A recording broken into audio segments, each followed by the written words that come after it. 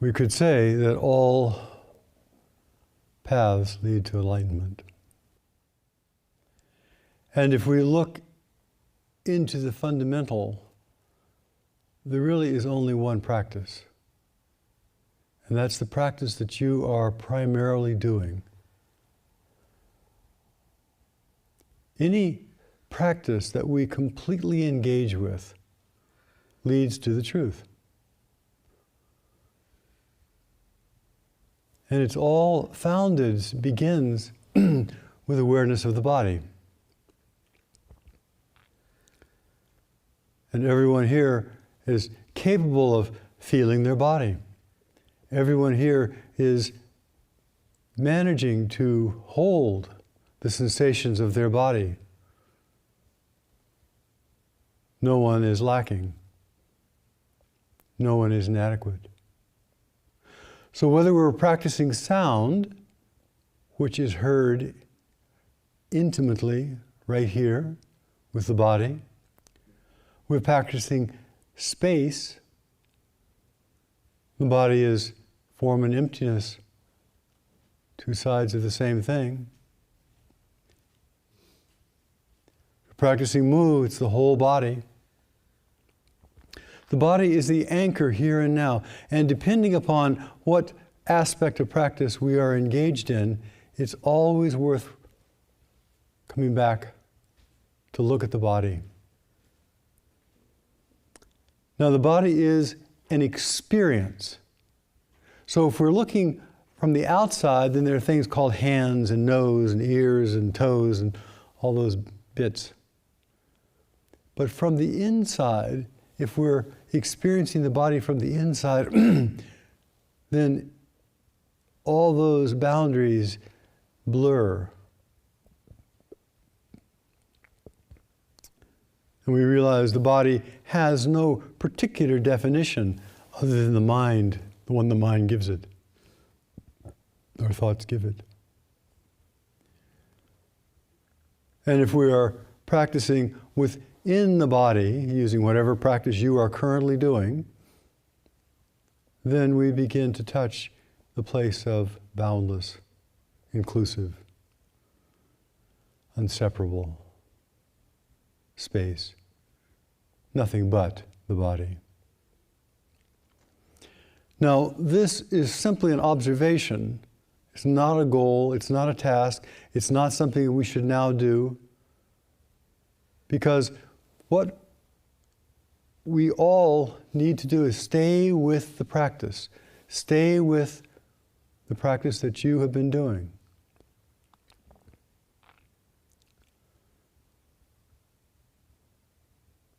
You know, as a modern people, we tend to kind of look at our practice and we want the best or the quickest, or we want the most satisfying, we want the most productive, we want the easiest.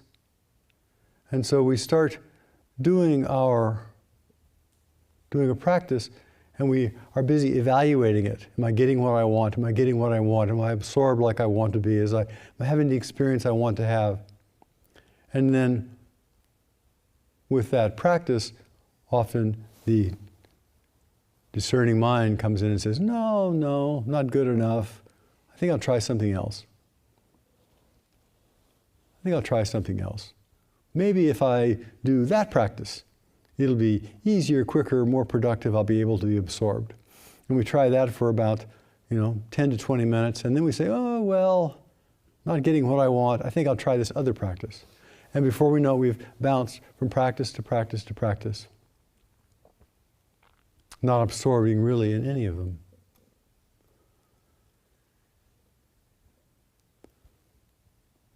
So stay with, return to, have confidence in the practice that is your foundational practice.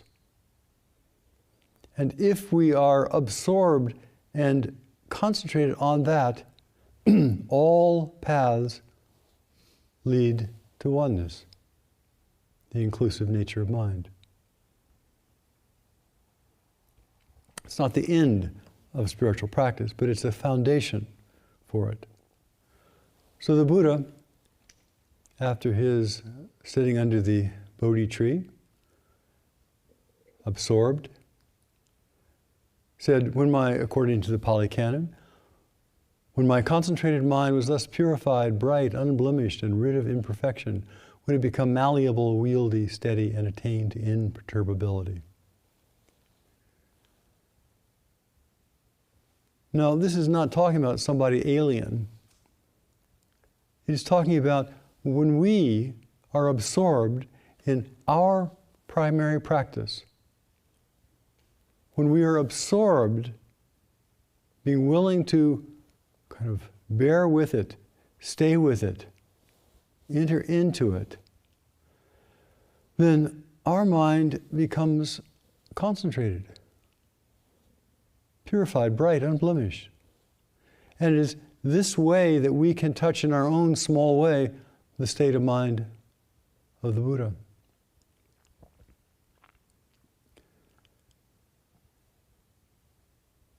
Absorption.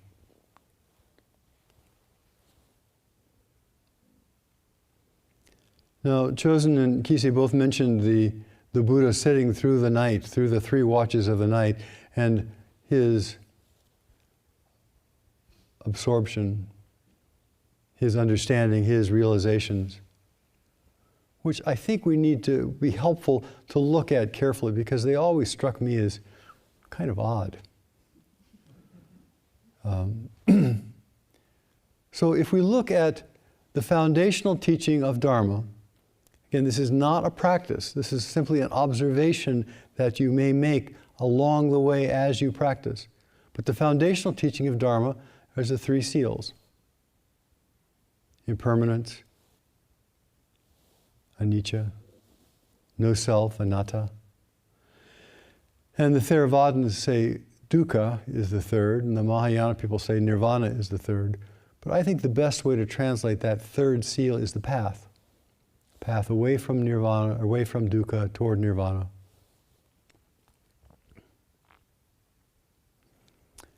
And then in all the different traditions, they talk about absorptions, the jhanas.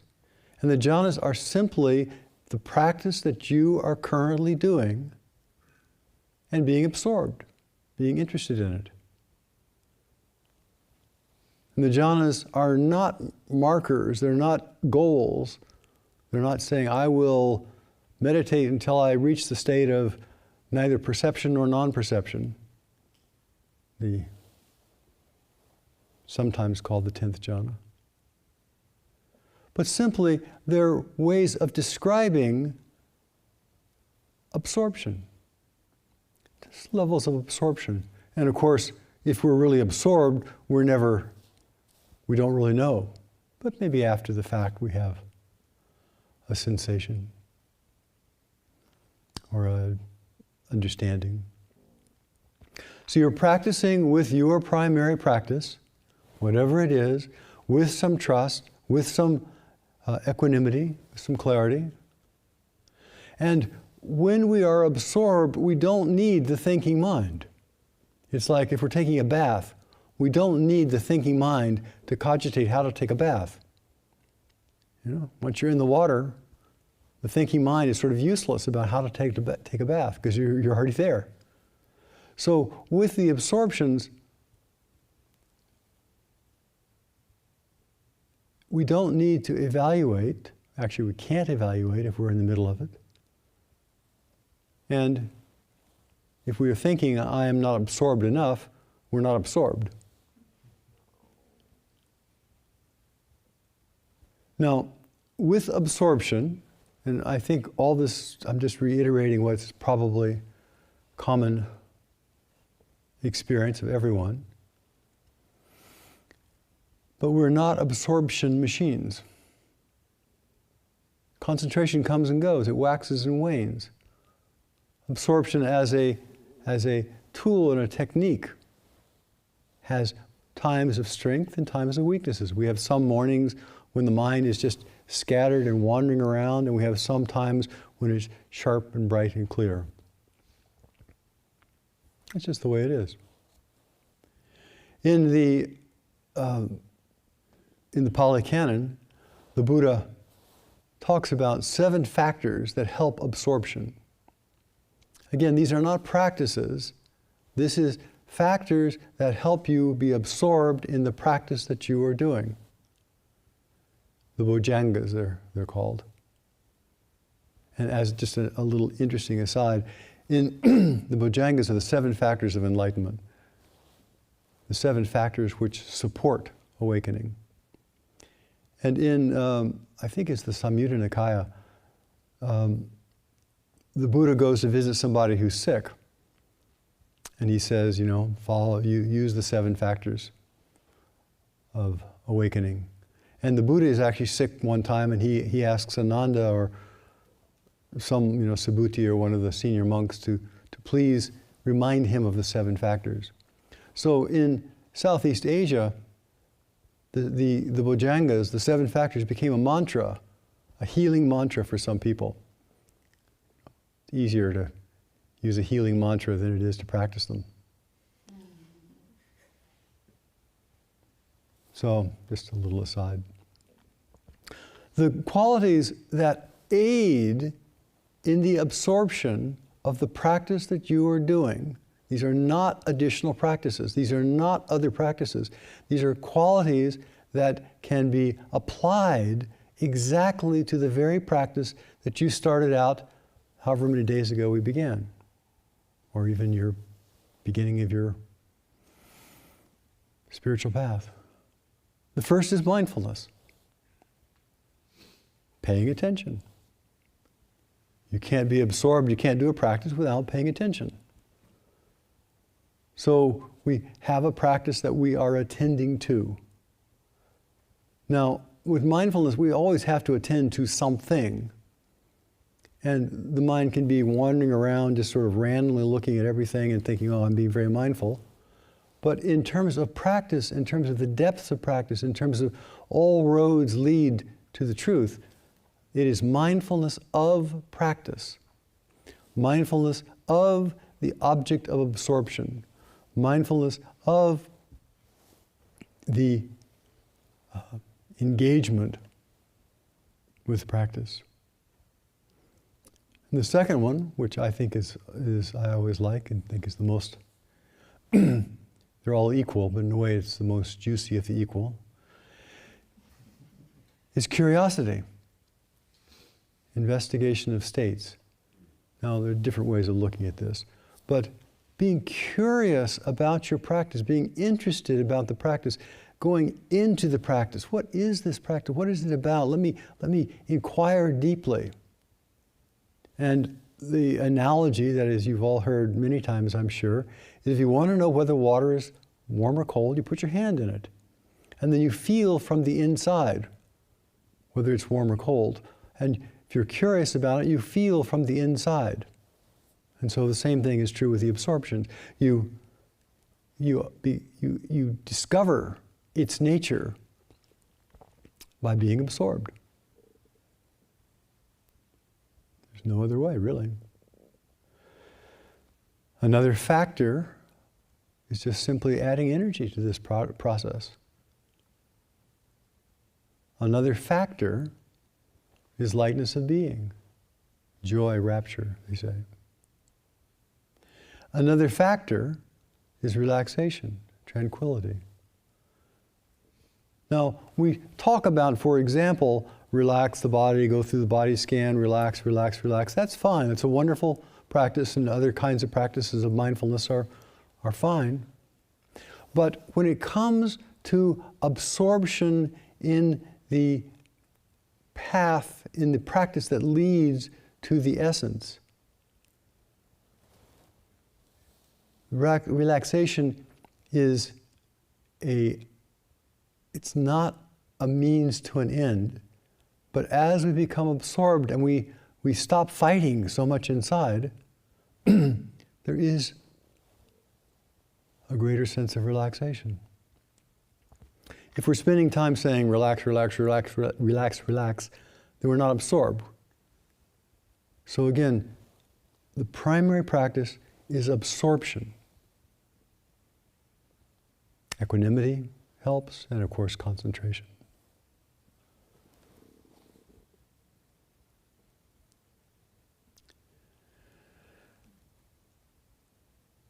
So each practice, especially for this foundation of all Dharma, foundation of realization, each practice, when we are enmeshed, engaged, absorbed, sunk into it, has the nature of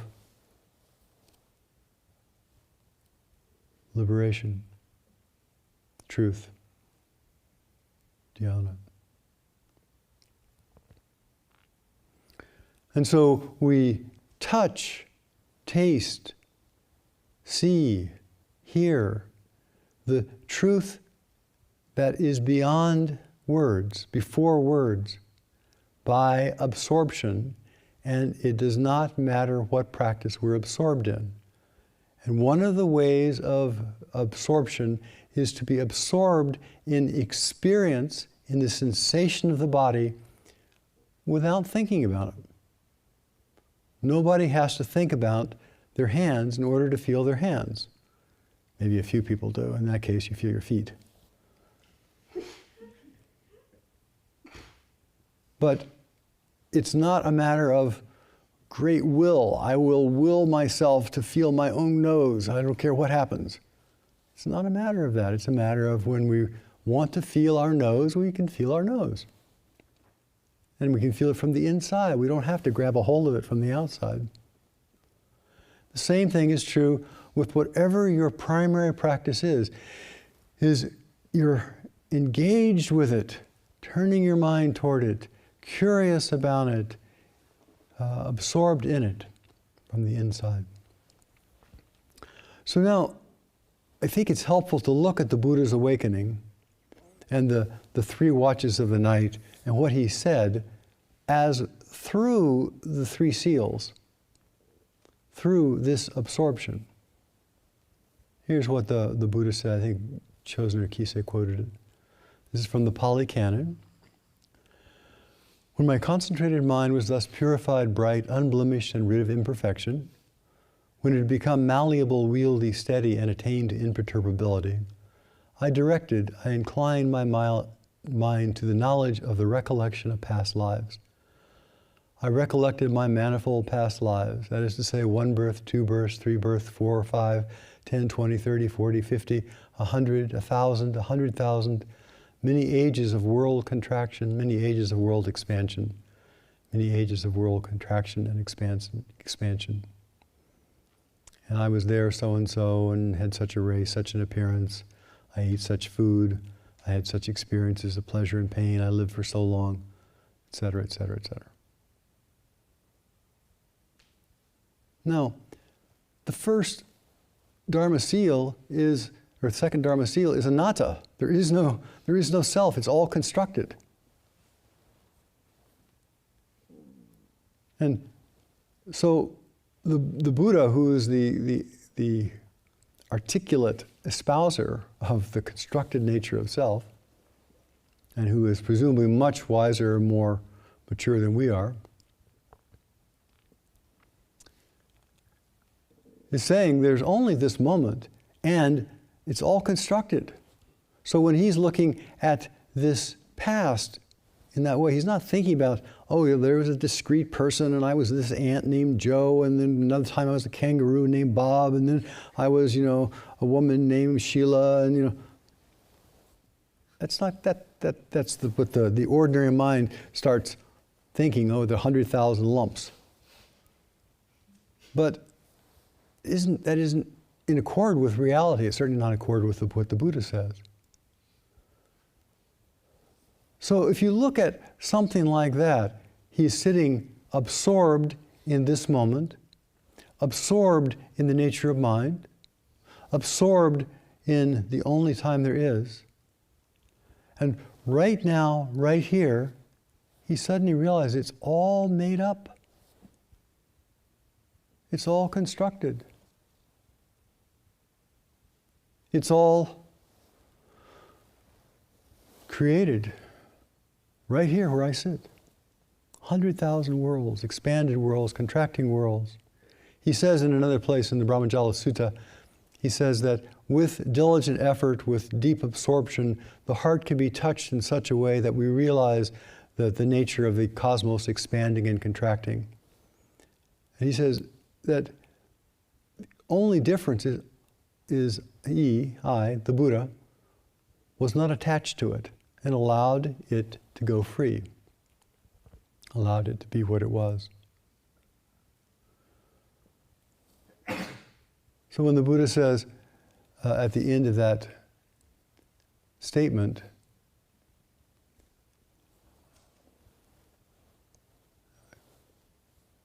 I allowed no such pleasant feeling to arise in me to gain power over my mind. That's all it means, is non-attachment. Power over his mind is suddenly he saw something really interesting. He saw the freedom of mind. He saw the boundless nature. We can construct all kinds of things. And he was, I presume, his mind was liberated from the tight, narrow view of who he thought he was. And had some exhilaration. And exhilaration arises, exists, and disappears.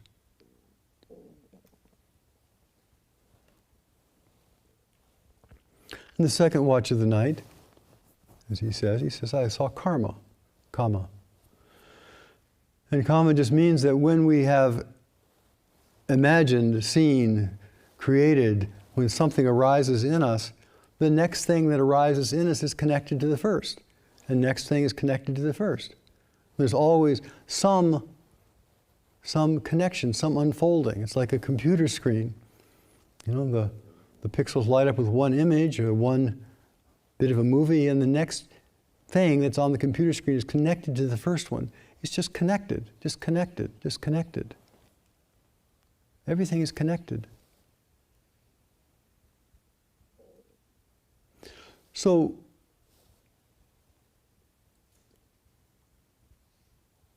it's connected, and because it's connected, it's also impermanent, changing, shifting. And then the third of the watches of the night was to, again, Mahayana, and they talk about nirvana, Theravada, and they talk about dukkha. I propose that really he saw the nature of the path, the Eightfold Path, which he then espoused for 45 more years. This watch of the night, according to the canon, was the foundation for his teaching for 45 years after that. Now, as with all experiences, experience comes and goes, but the truth of the experience somehow sets in us, becomes a part of us.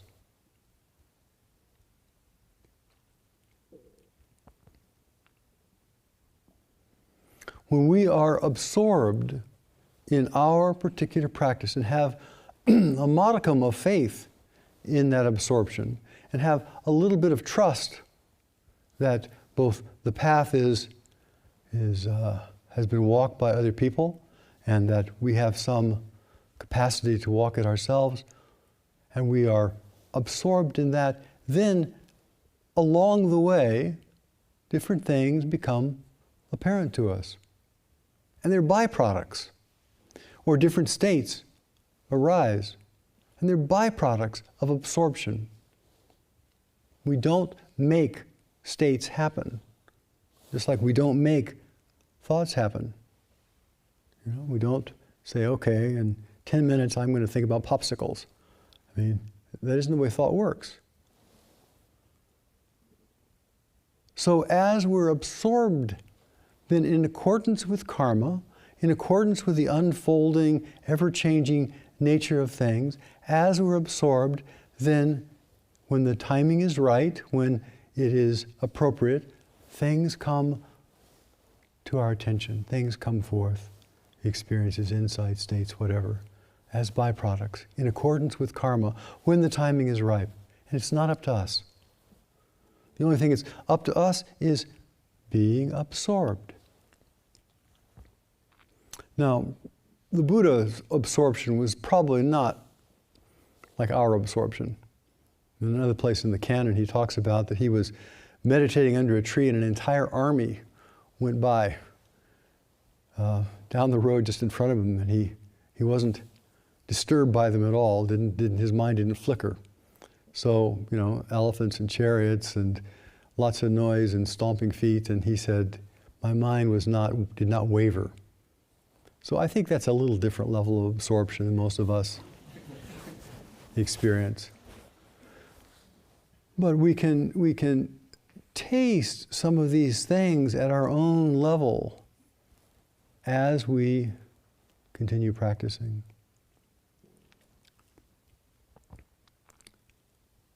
Suyun, empty cloud, who was the most famous, as far as I know, Chinese Buddhist practitioner, Zen Buddhist practitioner, Chan practitioner, in the 19th and 20th century. Empty cloud. He was an extraordinary person. He says his first exposure to Buddhism was during the funeral of his grandmother, and he began being interested in Buddhist sutras and began doing a little pilgrimage. When he was 14 years old, he announced that he wished to renounce the material world in favor of the monastic life. His father did not approve of Buddhism, so had him instructed in Taoism.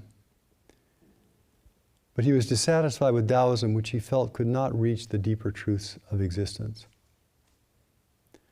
So one night, when he was, young, 14, 16, he ran off, went to a monastery, talked them into shaving his head, ordaining him, and then he spent 3 years in a cave behind the monastery, hiding out from his father.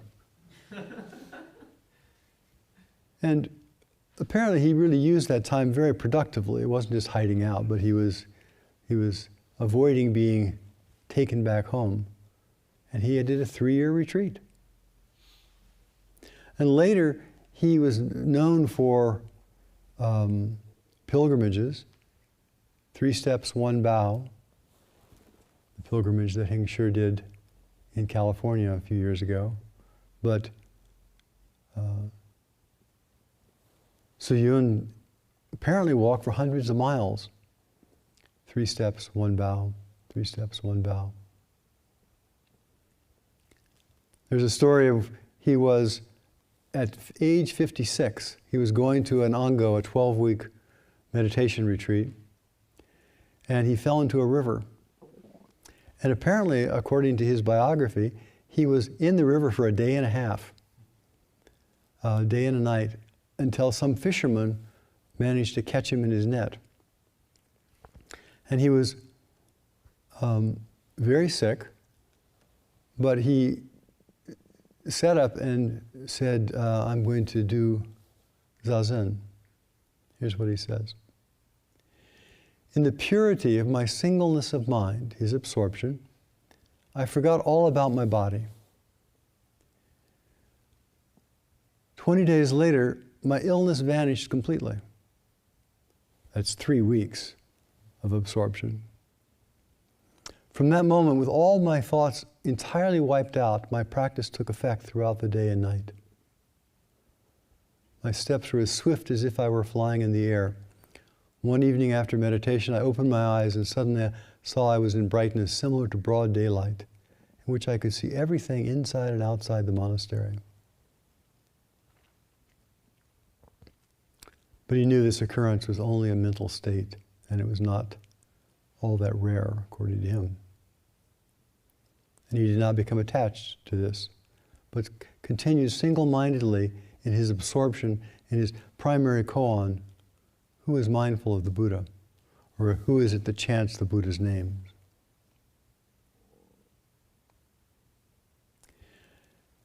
He was on a pilgrimage one time and he was caught in the mountains in a snowstorm, and so he was holed up in a little shelter for a week or two, one point, and went into a deep samadhi. He was in samadhi for, according to his biography, 12 days. 12 days and nights of just sitting there completely absorbed. and as an aside, there's a very interesting article that looked at, there's several cases of famous Chinese monks who had that level of absorption, and they all had both some brilliant insights, but their bodies suffered enormously from that. So it's not, while they're in the absorption, everything was fine, but coming out of it, apparently they were quite disturbed. One night, Suyun was sitting in a sesshin, in a zendo, and they were serving evening tea like we often do.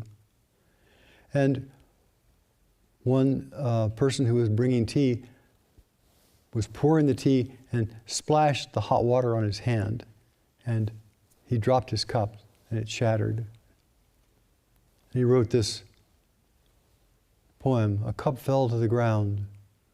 With a sound clearly heard, all space was pulverized. The mad mind came to a stop." The mad mind came to a stop. After his awakening, his deep, well, he had many experiences, but after this particular awakening, he became a bodhisattva of a high quality, and he practiced for almost 60 years in China. He stayed in China after the revolution. You know, in the revolution in 1949, when the communists took over, many people, many of the elite from China ran to Hong Kong or Taiwan.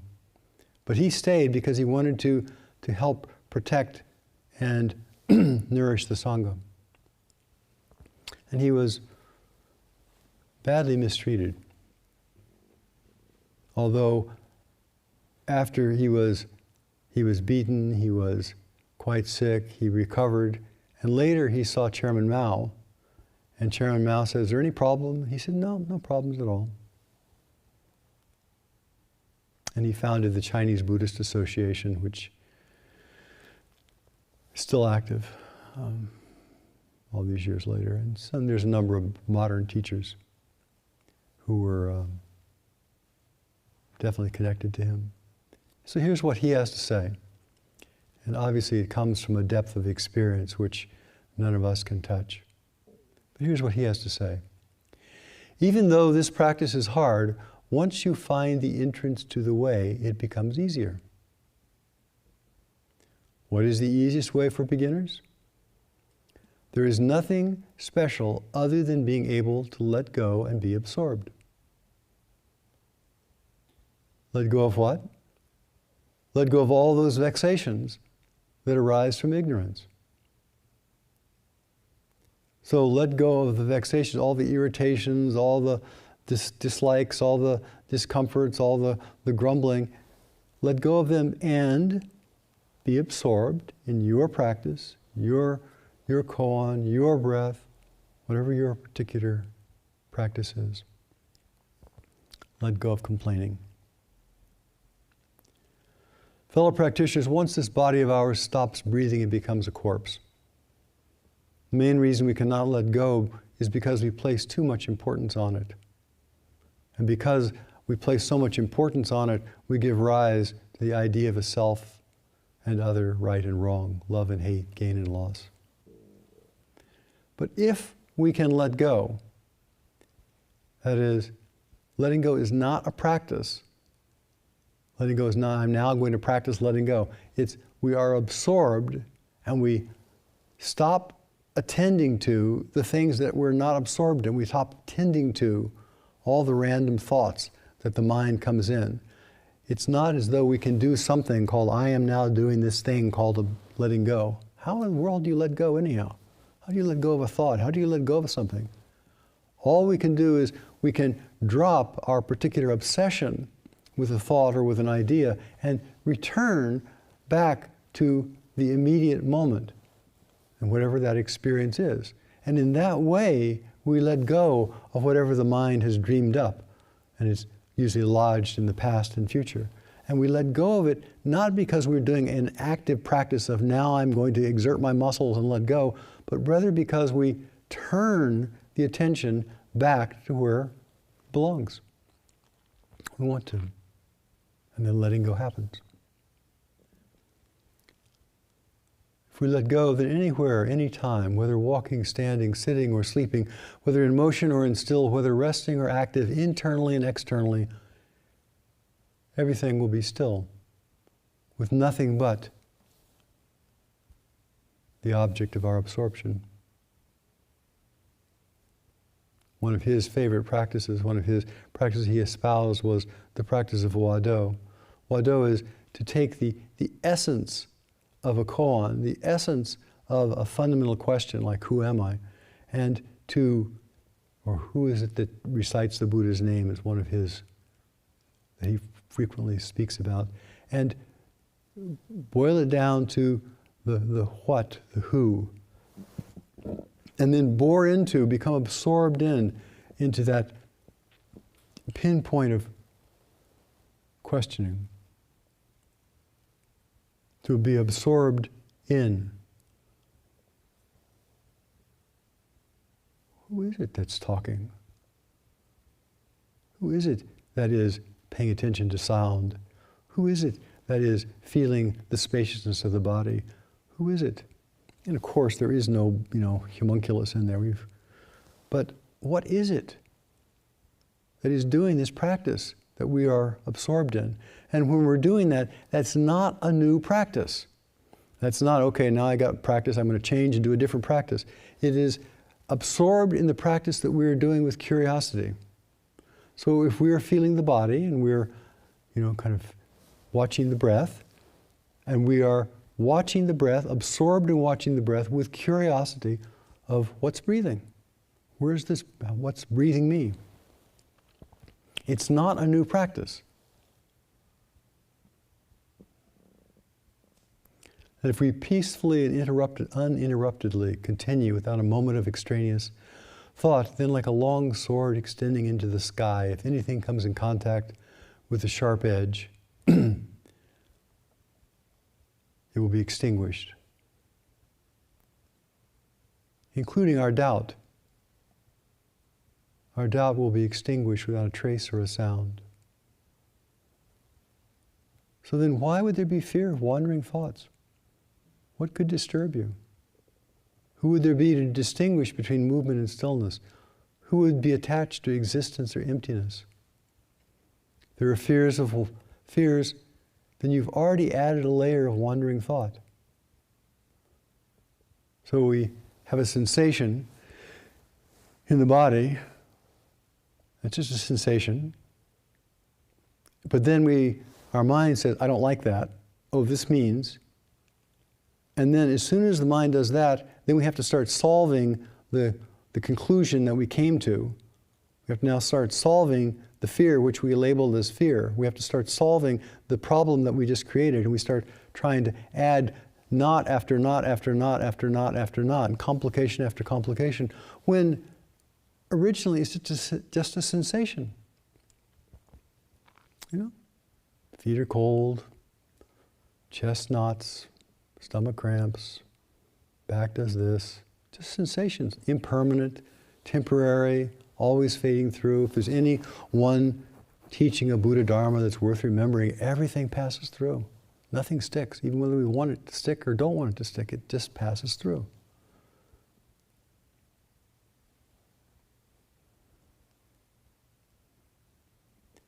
If you feel you're pure, that's another conclusion. You're already defiled. If you're afraid of falling into emptiness, that's another idea. You're already dwelling in existence. If you want to become a Buddha, then you've already entered the wrong path. So you want to become a Buddha, you want to become awakened, you want to become fully endowed as a bodhisattva with all of the attributes of wisdom and compassion. Well, that's not the practice. We can't make the practice saying, I am now going to become, I am now going to shape myself, I am now going to... When we are practicing absorption in deeper and deeper ways, just as the Buddha did, we're continually coming back to that practice. Then, in the unfolding of that absorption, different truths are revealed. The Buddha didn't decide, I'm going to sit down and become a Buddha. He was an extraordinary person who sat down and was absorbed in his particular practice. And that led to what we regard as the Buddha. So Yun continues, therefore, if you know how to practice, then carrying water and gathering firewood are not separate from the wonderful way. Hoeing and planting fields are all practice opportunities.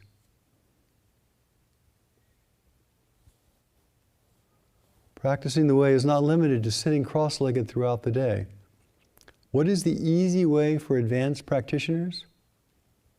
Don't be proud and never give up. In the midst of seamless practice, in the midst of this subtle, seamless practice, you have to be even subtler. While practicing in a cautious, attentive manner, you have to be more careful.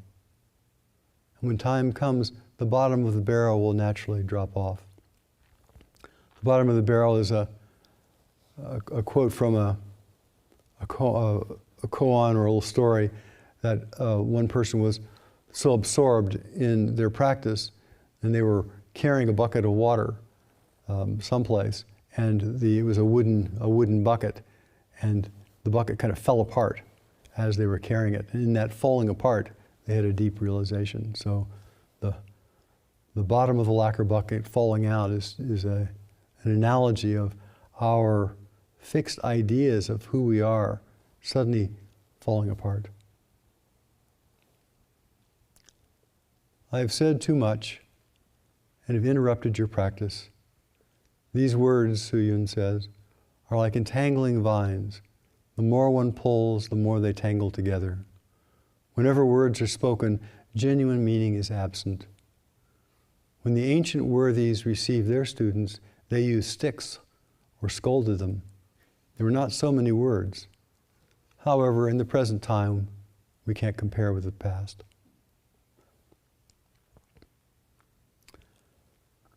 Absorption, absorption, absorption.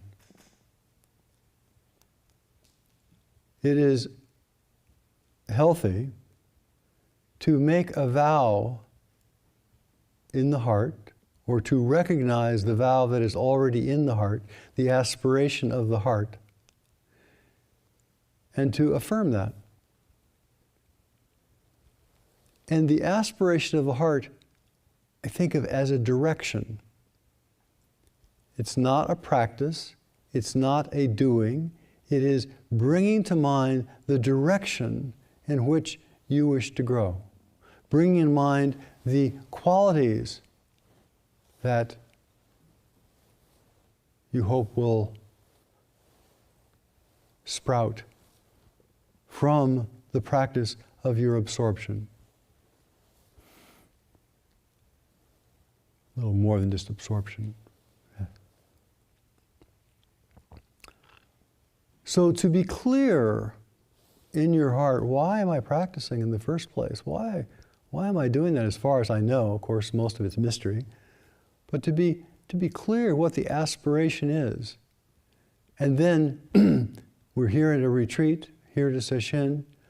With that aspiration, that direction, we identify our practice and we fuel that practice with the aspiration, with the vow.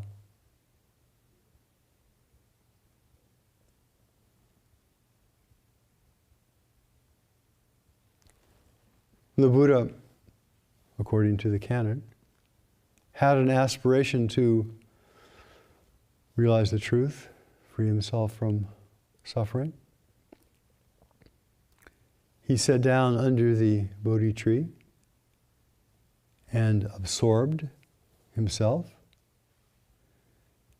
And with that intention and that absorption, in the morning, after a night of zazen, he saw the morning star. And the Zen Buddhist version of that, which was actually written probably in the 700s, said that at that moment when he was awakened, I and all beings are simultaneously awakened. There's no separation.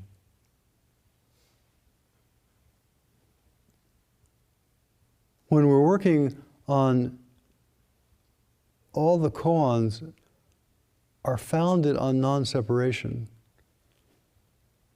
but they're not founded on emptiness. Maybe some are.